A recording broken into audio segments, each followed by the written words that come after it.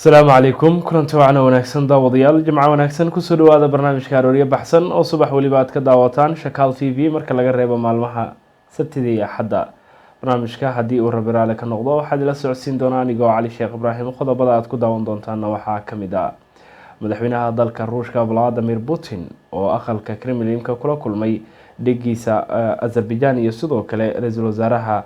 Armenia sidoo kale waxaad ku daawan doontaan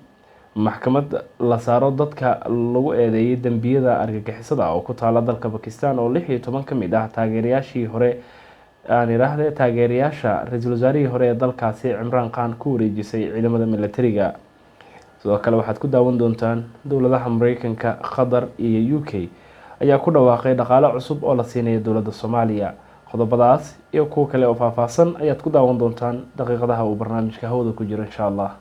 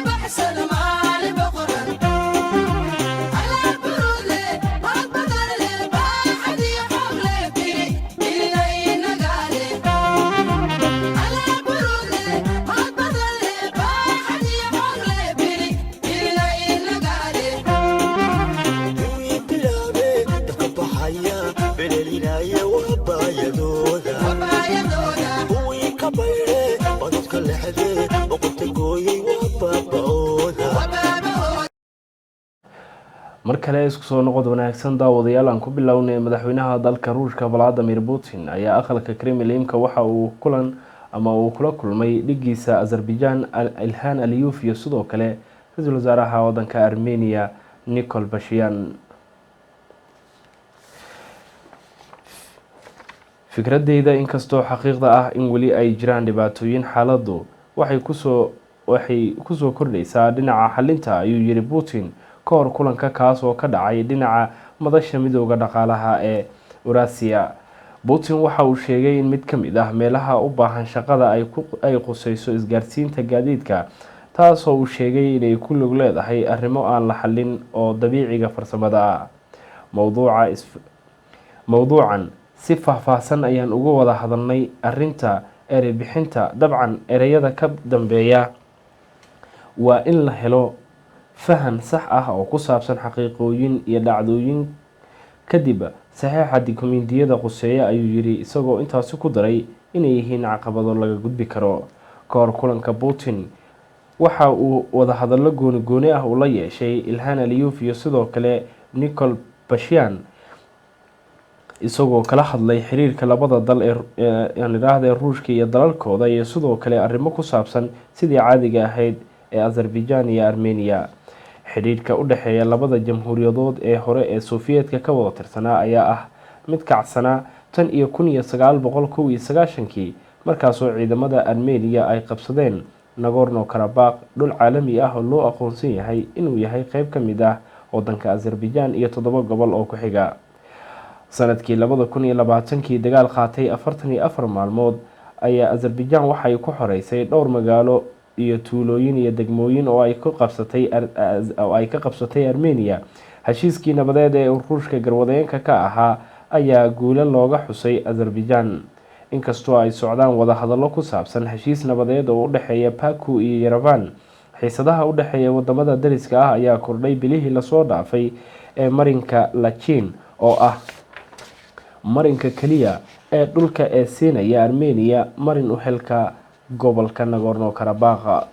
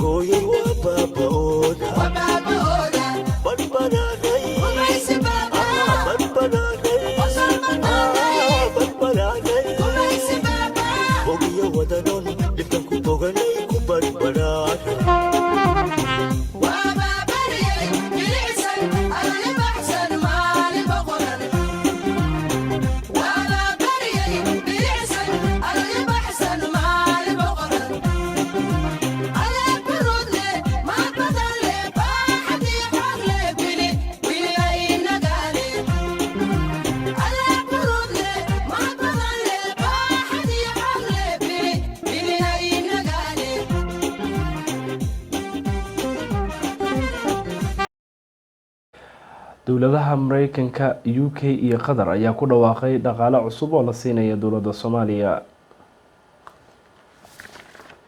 dowladaha Mareykanka, Ingiriiska iyo Qatar ayaa Muqdisho kusoo bandhigay heshiis iskaashi horumarineed si ay u daahfuraan barnaamij gargaar ah oo abaaraha iyo adkeysiga oo ay ku baxayso 10.5 milyan oo uu dhaqangelinayo barnaamijka dhisidda adkeysiga bulshooyinka ee Soomaaliya. Iskaashigan saddex geesoodka ah ayaa lagu sheegay inuu xoojinayo maalgashiga ka hortagga macluusha iyo dhisidda adkeysiga ee ay horeen u sameeyeen USAID iyo UKAID iyo sanduuqa horumarinta ee Qatar. sanadihii 2021 iyo 2022 wuxuuna awood u siin doonaa inay joogteeyaan bixinta adeegyada naf-badbaadinta ah iyadoo la dardar gelinayo dadaalada soo kabashada 6 bilood ee soo socota. Safiirka Ingiriiska ee Soomaaliya oo munaasabadaas ka hadlay ayaa ka dhawaajiyay in xaaladda Soomaaliya ay weli halis tahay isla markaana ay bogaadinayaan bixinta gargaar bini'aadanimo oo joogto ah. Xaaladda Soomaaliya weli waa halis. Waxaan bogaadinayaa bixinta gargaar bini'aadanimo ee joogtada ah ee ay bahweynteenu ku bixiyeen ka hortagga macluusha dalka oo dhan sanadkan, ayuu yiri. Tani waa mid muhiim ah, laakiin gargaarka bini'aadanimo oo kaliya ma xallin karto dhibaatada. Taasi waa sababta UK ay u xoojinayso ka jawaabidda RBS ee abaaraha iyo sidoo kale iyadoo loo marayo wada shaqeynta Mareykanka iyo Qatar. Safiirka dowladda Qatar u fadhiya Soomaaliya ayaa isna dhankiisa sheegay ama yiri dhibaatada abaaruhu waxay mugdi gelisay xaaladda bini'aadanimo ee Soomaaliya oo markii horeba kasii daraysay sababo la xiriira cudurka safarka ah ee coronavirus. Taasi waxay saameysay malaayiin qof, waxayna kordhisay khatarta macluusha, barakaca, cunto yarida iyo sidoo kale nafaqo xumida ba'an ee soo wajahda carruurta. Waxa uu ugu dambeyntiina safiirka waddanka Qatar u fadhiya Soomaaliya uu sheegay in bixinta taageerada bini'aadanimo iyo gargaarka ay yareynayso malaayiinta ay saameeyeen xaaladaha bini'aadanimo, isaga oo tilmaamay inay ka shaqeynayso ka hortagga xaaladaha abaaraha ee ka jira Soomaaliya.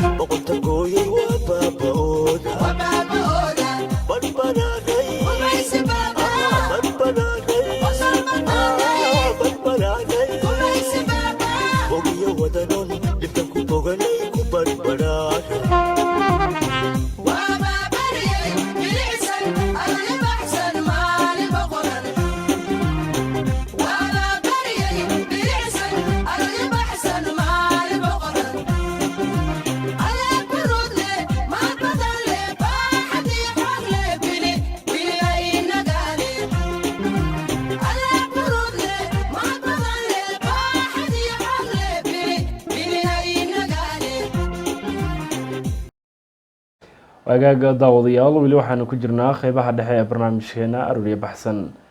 Maxkamad la saaro dadka lagu soo eedeeyo dambiyada dhanka argagixisada ah ayaa 16 ka mid ah taageerayaasha ra'iisul wasaarihii hore ee dalkaasi Pakistan Imran Khan waxa ay ku wareejisay ciidamada militariga.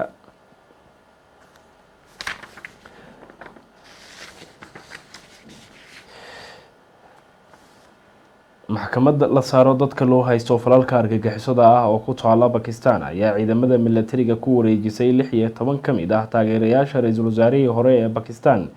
Imran Khan si loo saaro maxkamad militari iyadoo oo loo haysto doorkii ay ku lahaayeen mudaharaadyadii rabshadaha watay ee ka dhacay dalka kadib markii la xiray Imran Khan. maxkamadan oo ku taala bariga magaalada Lahore ayaa sheegtay in eedaha loo haysto ay u baahan yihiin inay baadho maxkamadda militarigu iyadoo oo ku amartay ciidamada asluubta ee maamulayay xabsiga lagu hayo mas'uuliyiintan inay ku wareejiso saraakiisha militariga ay qusayso. 16 qof ee la tuhunsan yahay waxaa ku jira xildhibaan hore oo ka tirsan xisbiga PTI oo ah xisbiga ugu weyn dalkaasi.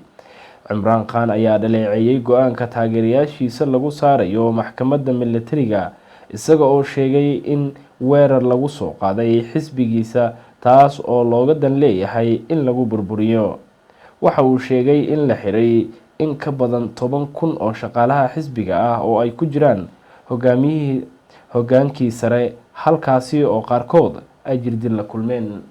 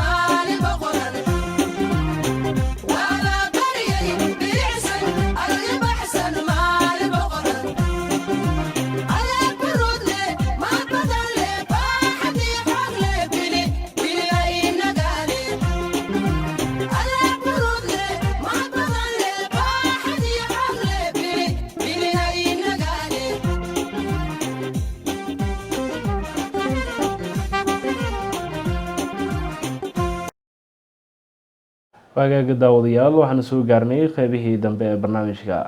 xiriirka u dhexeeya wadanka Shiinaha iyo sidoo kale Afghanistan ayaa u muuqda mid sare u sii kacaya maalmihii u dambeeyay.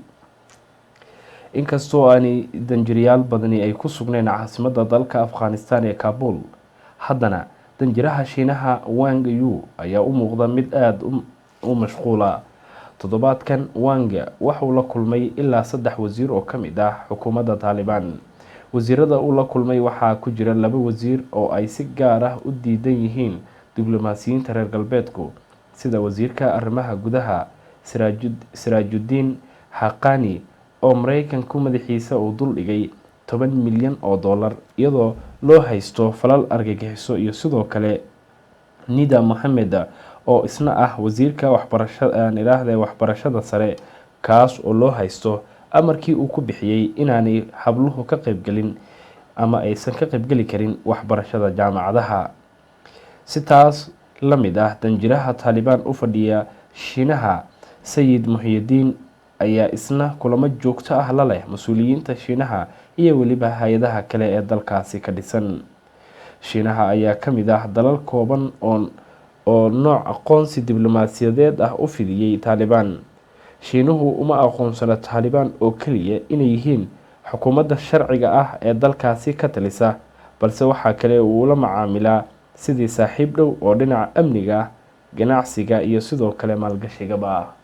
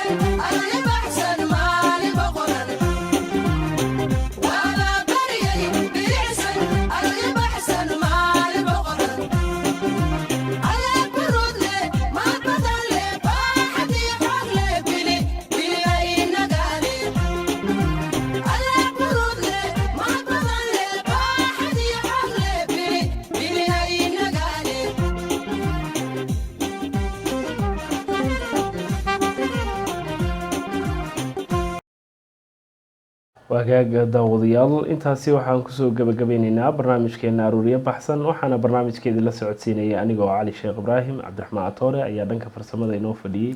Shakaal TV ayaa si toosan uga daawanayseen. idinkana waad ku mahadsantihiin daawashadiina. tan iyo intaan barnaamijkan mid ka xigaana ku kulmi doono, waxaan dhammaanteen idinkaga tegaynaa sidaas nabadgelyo. Asalaamu calaykum waraxmatullaahi wabarakaatuh.